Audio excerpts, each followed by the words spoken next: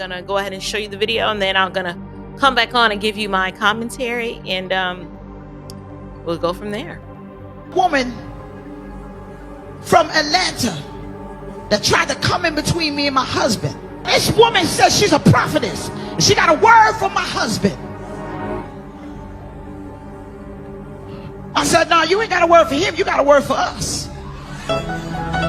Natasha Davis.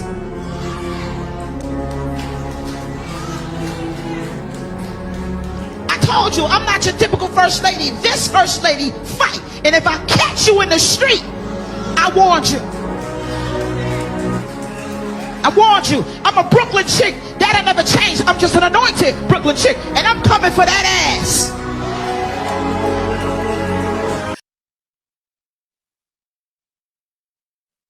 I'm sorry, who? What? What? Y'all, these are supposed to be, I'm so confused. These are supposed to be Christians. Okay, so here we have a first lady. I absolutely despise that term.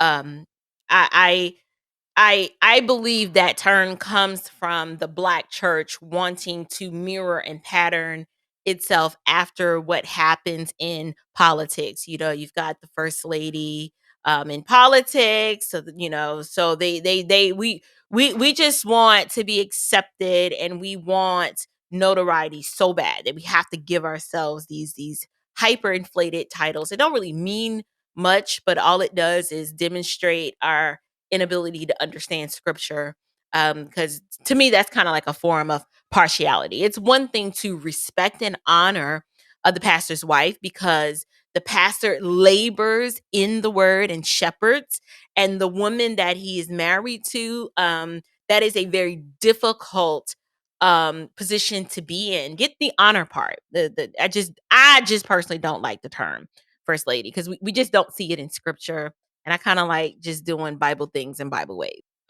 You actually find people look for churches like this because they're like, yeah, the first lady, she likes to fight. And since I like to fight too, right? Like, I don't really have my flesh under subjection, and I don't know how to exhibit self-control. And I don't know how to conduct myself like a lady. And so since she doesn't do that and I don't do that, I think I'll feel right at home. So that was the other thing that I noticed. Just the carnal nature in which she is communicating her thoughts and opinions on the fact that someone claimed to have a word from the Lord for her husband. That in this postmodern church, we have an over reliance on extra biblical revelation where everybody has a word, right? Now, the words are never specific. They're never, 9 times out of 10, they're not accurate. But these words from the Lord are cloaked in Christianese, right? And not only are they cloaked in Christianese, they have to be cloaked in what I like to call Christian cadence, right? I'll give you an example. It's like you have to have this certain inflection in your voice, and you got to kind of scrunch your face, right? You got to just be like it hurts. So you be like, right?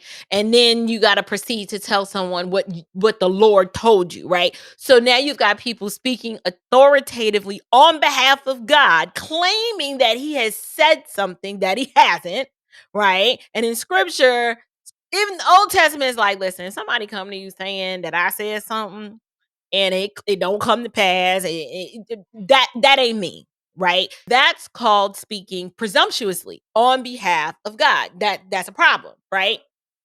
You were stoned to death in the olden time. That's just inappropriate. It's not cute. It's not godly. It's not reflective of a Titus 2 woman whose job is to teach the younger women to love their husbands, not fight for their husbands, but to love their husbands, right? To be keepers at home, to train their children in godliness. Those are the things that we should be teaching. Nothing is off the table. These